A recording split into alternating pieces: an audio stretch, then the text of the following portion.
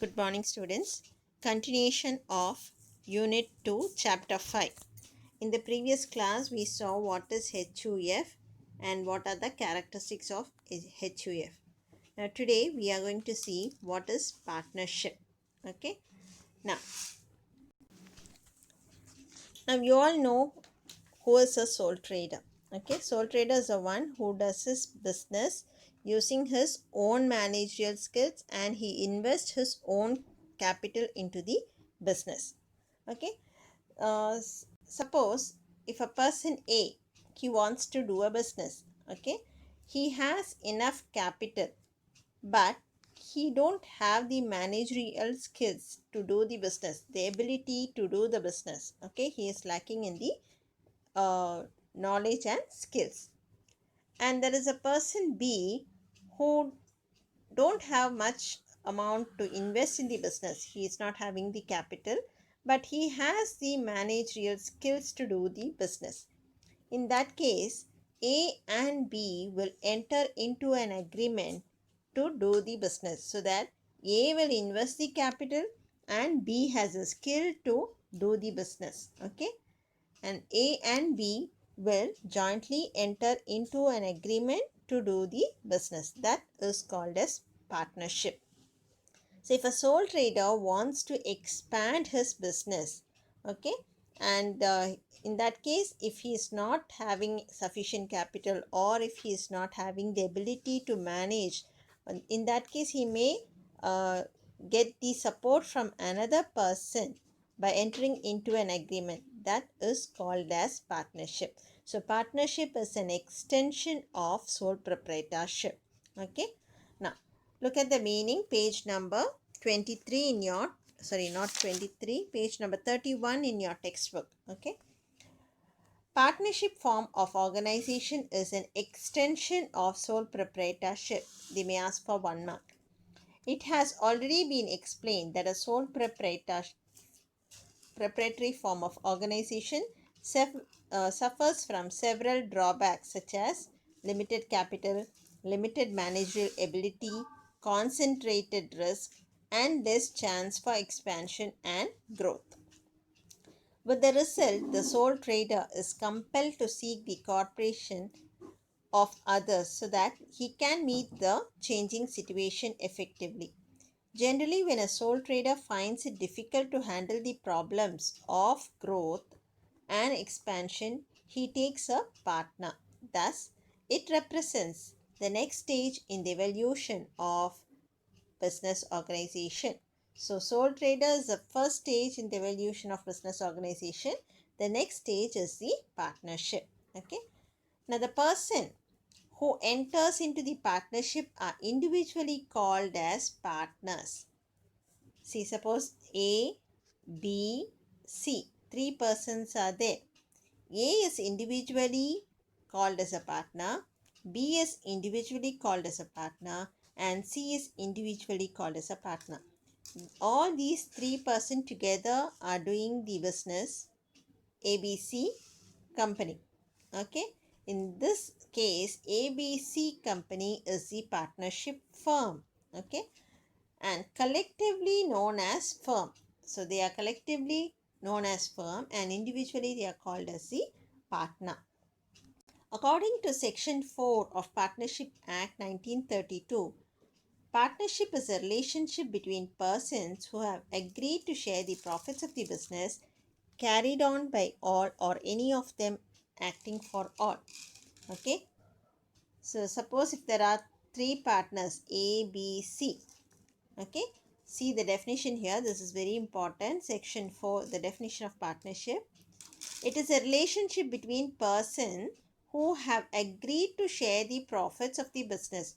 So while entering into the partnership itself, they frame an agreement. In that agreement, they will clearly state how the profits or loss will be shared among all the partners. Okay. Profits of the business carried on by all or any of them acting for all. So ABC can jointly manage the business or B alone can manage the business with the consent, but A and C should agree to that. Okay. So that is why they say business carried on by all the partners together can carry on the business, or any of them acting for all. If A and C does not have the skill to do the business, in that case A and C will agree that B will carry on the business, manage the business. Okay, so that is any of them acting for all. Now this definition, if you learn, that is enough. Okay, according to section 4 Partnership Act. So this is the definition of partnership. Next we'll see the characteristics of partnership. First one is contractual relationship. Contract partnership means it is a contract. That means there should be an agreement while entering into a partnership. An agreement should be prepared. Okay, suppose if A, B and C decides to start a business, ABC, okay, ABC firm, in that case first they should prepare an agreement. Okay, so that is known as contractual relationship. The contract should be there. Partnership is a result of an agreement which may be oral or written.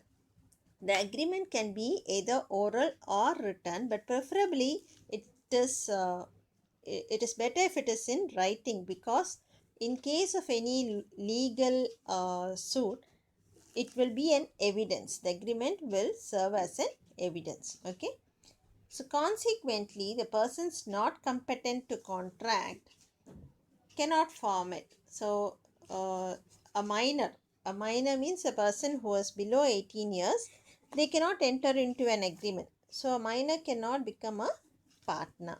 Okay, next one, plurality of person.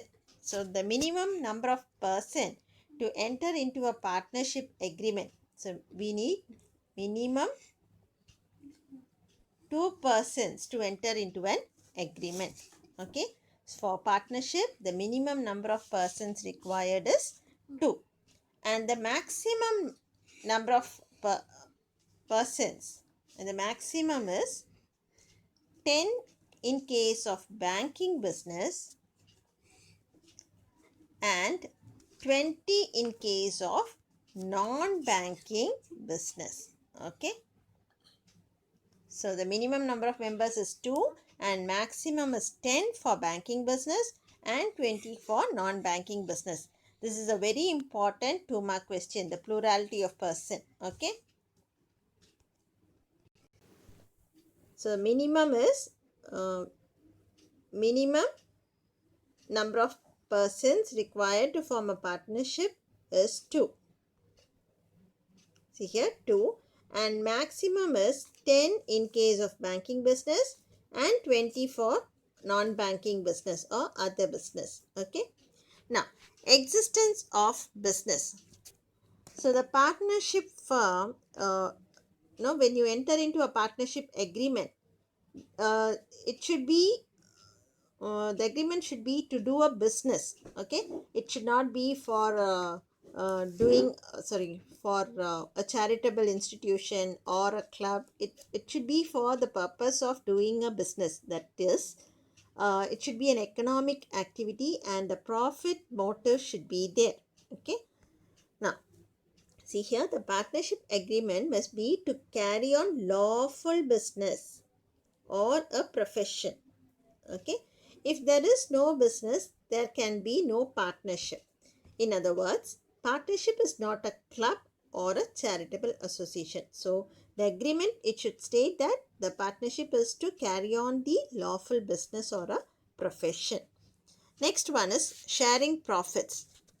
So the business should be carried on with an intention to make profit, to earn profit and create wealth. Okay, and that profit should be shared among the partners, and the agreement will clearly state on what basis the profits or loss will be shared among the partners. The ratio will be mentioned in the agreement.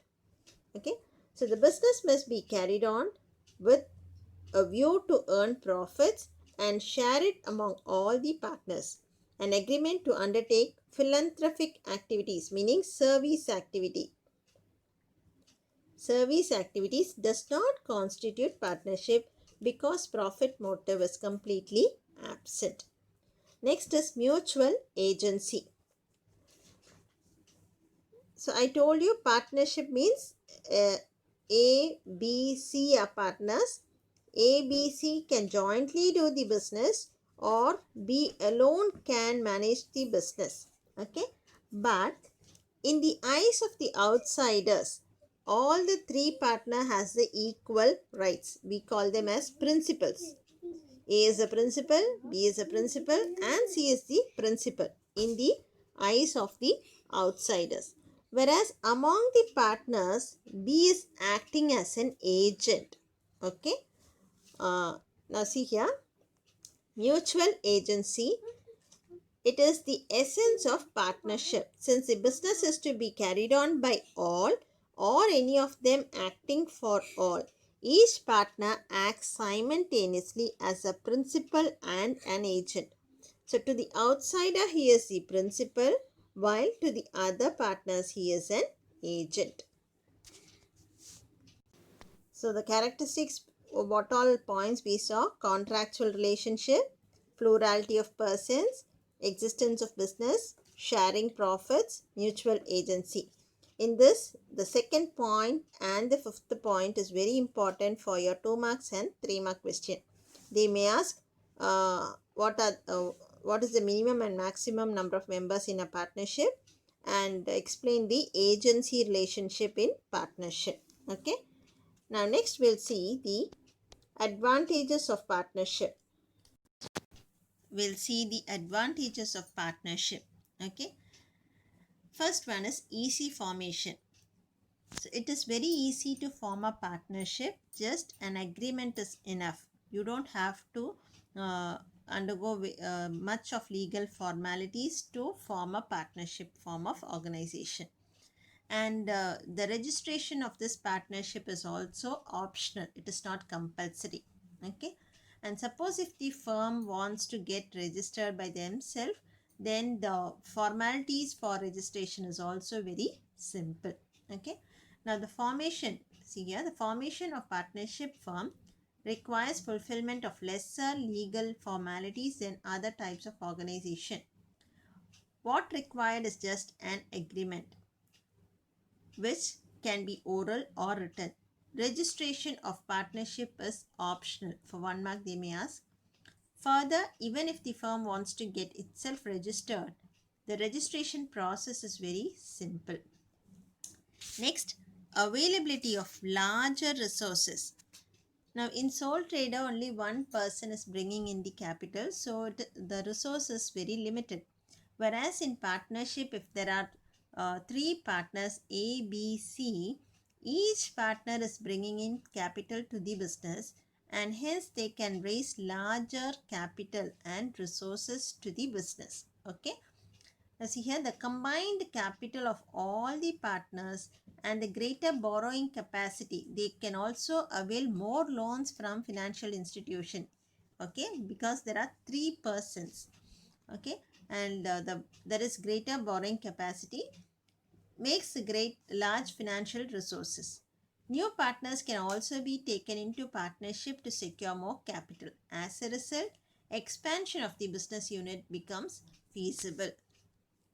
Next one is benefit of consultation. Now in sole proprietorship, only one person is taking all the decision.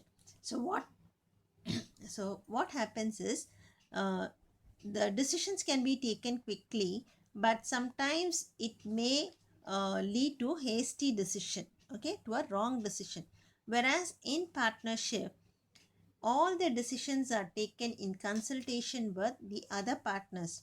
Okay, so no, they can take the right decision. Okay, so 2 heads are better than 1. Wise decisions can be possible when the issues and subject matters are thoroughly discussed. There is no place for hasty decision. Next, division of work and greater managerial efficiency. So when there are 2 or more persons to share the work, According to their skills and knowledge, the work can be allocated to different partners. Okay, so what happens? No, there is better managerial efficiency, and each person in whatever area they are specialized, that type of work when they do, no, they will do it with more accuracy. Okay, so division of work and greater managerial efficiency. The staggering load of management works can be judicially distributed among the partners according to their experience, knowledge, and taste. For example, one partner can look after purchase, another sales, yet another accounting. Thus, when the burden is lightened, supervision of each partner over the allocated area of management becomes effective and efficient. This ensures greater managerial efficiency. Okay. Next one, reduced risk. Now, suppose if the partnership incurs a loss, that loss is not, no, only one person will not bear the entire loss. Whereas in sole trader, the entire loss is incurred by the sole proprietor. Okay. In partnership, all the partners will share the loss equally or in proportion to the agreement. So it reduces the risk for each partner.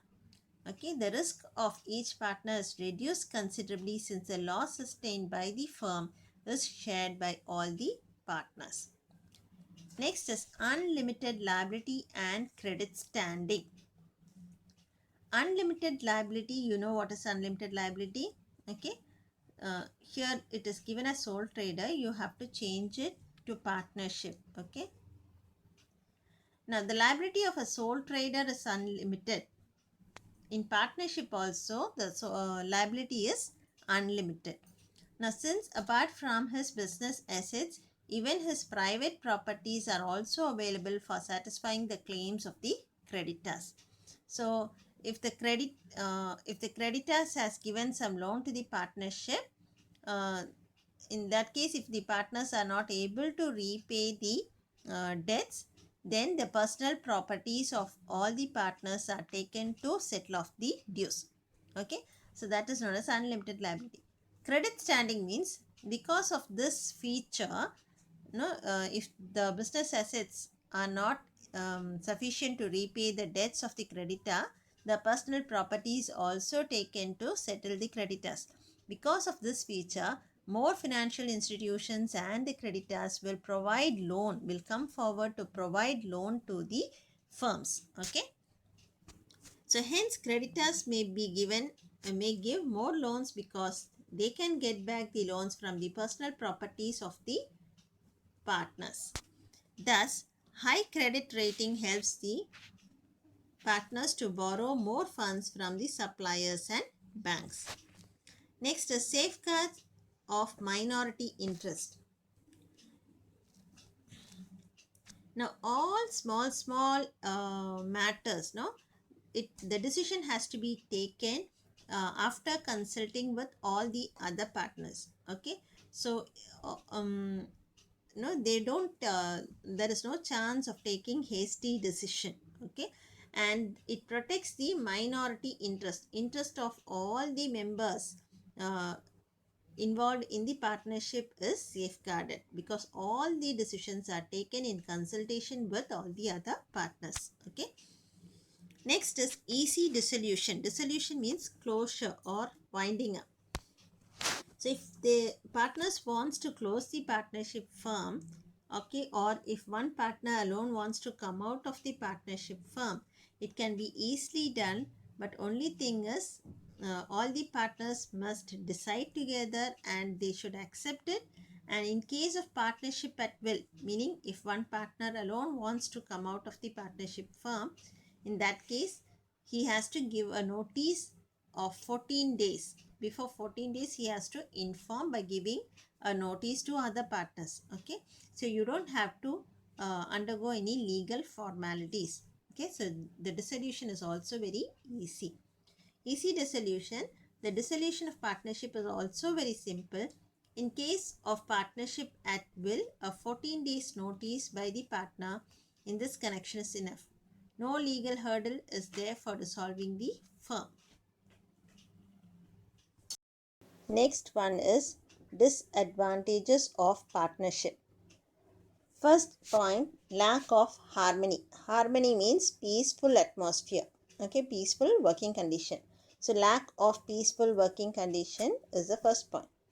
Now, when two or more people work together as a partner, what happens there? There are chances of misunderstanding and conflicts which may lead to the dissolution of the firm also. Okay.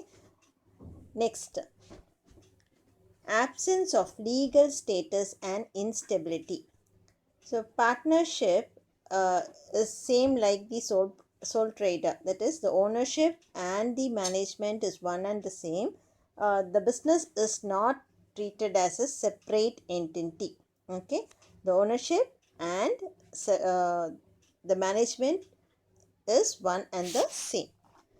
So the partnership firm has no separate legal existence.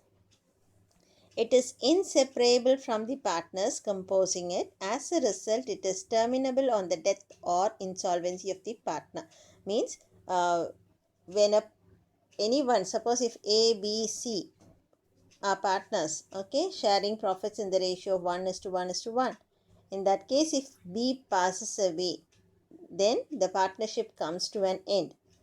That means the business will continue, but this A and C has to prepare a new agreement. Okay, they will revalue all the assets and liabilities and they will prepare a new agreement and then continue the business if they wish to continue. Okay, after the decision, they may or may not continue the business. So that is what is said here. As a result, it is terminable on the death or insolvency of a partner. Insolvency. Insolvent means the person who is unable to pay his own debts are called as insolvent. Okay. Next is limited resources. So in partnership, the maximum member for banking business is 10 and for non-banking and other businesses 20. Okay, but in actual practice there is no maximum members. 10 members are not appointed as partners in case of banking business, and there is no 20 people working as a partners in case of other partnership business, because uh, means there won't be any peaceful working condition if the number of partners increases. Okay, so what happens, the maximum number of partners is limited, and that is why the partners are not able to raise huge resources. Okay, only very few partners will be there, so they won't be able to raise huge capital, and they won't be in the position to uh, expand their business in a larger scale. Okay, that is known as limited resources. Next is limited risk taking. uh, I told you for partnership it is unlimited liability. Okay, unlimited means joint and several liability. For partnership it is joint and several liability, which is also unlimited. Joint and several. Joint means the partners, one second. Joint liability means, suppose if A, B, C are partners. Okay, A and B is jointly liable to the creditors, or several liability A, B and C, all the partners together is liable to the creditors. So for partnership firm it is unlimited liability, which is joint and several. Okay, now because of this unlimited liability means the personal properties of the partners is also utilized to repay the creditors. Okay, now because of this danger, the partners, they become very cautious to take additional credit from the creditors.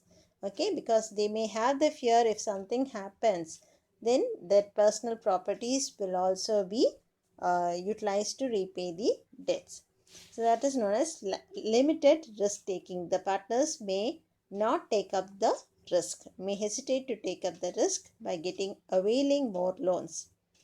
In view of the danger of unlimited liability, the partners tend to be overcautious. So normally they do not want to assume the risk starting new ventures. So they don't take up new ventures, means the new jobs, okay, by expansion of business, all that they hesitate to take. Next is risk of implied authority. So every partner can bind the firm and his other partners by his acts. Okay, meaning uh, implied authority. If suppose if there are three partners, okay, A, B, and C. If C commits any fraud in the partnership without the knowledge of A and B, and the loss incurs to the whole partnership firm to the extent of 5 lakh. In that case, A and B is also responsible to repay the loss, okay, to incur the loss because of the act committed by C without the knowledge of A and B, okay. So that is known as risk of implied authority. So every partner can bind the firm and his other partners by his act. Therefore, all the other partners become liable to a greater extent because of the folly and fraud committed by a fellow partner. Next is lack of public confidence. The accounts, the in partnership, it is not compulsory that the partnership should be registered. Registration is not compulsory for partnership. So what happens? They need not get their accounts audited also. Okay. So because of this reason, the public also they lack confidence because no auditing is done to their accounts. So public lack confidence on the firm. So as its accounts need not be audited and published, it lacks confidence of the public. Okay. Now what are the disadvantages we saw? Lack of harmony, then absence of legal status, limited resources, limited risk taking, and risk of implied authority, lack of public confidence. Okay.